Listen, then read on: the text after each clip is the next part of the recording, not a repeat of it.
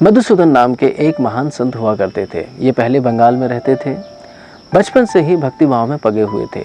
इनके माता पिता ने इनकी भक्ति को देख करके बड़े चिंतित होने लगे। एक बार इनका 16 वर्ष में ही विवाह करा दिया गया। रात्रि में नववधू से प्रथम मिलन की बेला में ही ये घर त्याग करके वृंदावन आ गए। वृंदावन में बड़े वैराग्य भाव से रह रहे थे।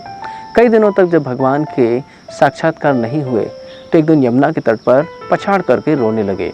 तभी साक्षात वृंदावन मूर्तिमान होकर प्रकट हुए और इनको दीक्षा दी।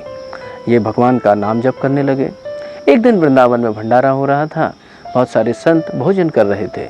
ये भी उनके साथ में भोजन करने के लिए जाते हैं। संतों ने कहा, तुम अपनी गुरु परंपरा बताओ।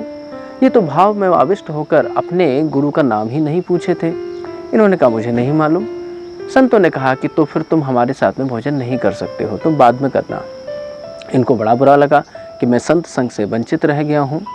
ये जाते हैं जय कृष्णदास बाबा जी के पास। बोले, ऐसी ऐसी घटना हुई है, मुझे तो स्वयं वृंदावन ने आके दीक्षा दी है, फिर आप लोग मुझे स्वीकार क्यों नहीं कर रहे हैं। बाबा ने कहा कि तुम्हें स्पष्ट रूप से अपनी गुरु परंपरा बतानी होगी, अन्यथा तुम रागानुग भक्ति में योग नहीं हो सकते। ये तो और भी दुखी हो गए।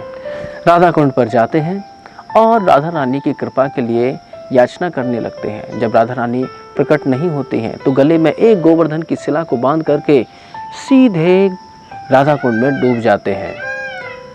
पूरे रात राधा कुंड में डूबे रहते हैं। लेकिन सुबह एक दिव्य घटना होती है। सुबह इन्होंने देखा कि मैं तो राधा कुंड के तट पर पड़ा हुआ हूँ।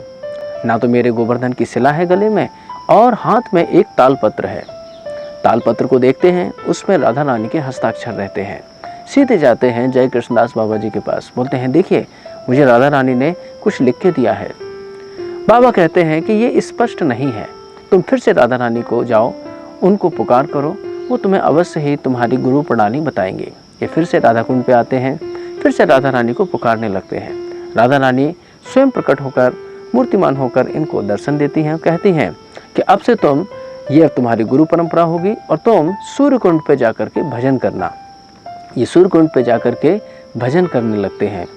एक दिन सूर्य कुंड पे भजन कर ही रहे थे कि राधा रानी ने इनको स्वप्न में कहा कि हम लोग प्रातः बेला में स्नान कर रहे थे और इस शिला के ऊपर हमारी पायल और हमारे कुंडल छूट गए हैं। तुम एक काम करो, ये जो शिला है ना, इसको ही बाहर निकालाओ और इसी का तुम पूजन किया करो। ये तो सूर्य कुंड के भीतर जाते हैं। वो शिला 10 हाथ नीचे थी और उसका वजन कम से कम 100 किलो था।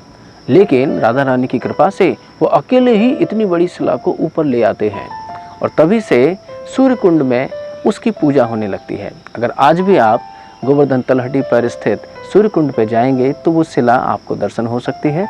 और कहते हैं जो भी उस शिला का दर्शन करता है उसकी भक्ति में बहुत रुचि हो जाती है, भक्ति बढ़ जाती है और जो भी उसकी मनोकामना होती है वो पूरी होने लगती है।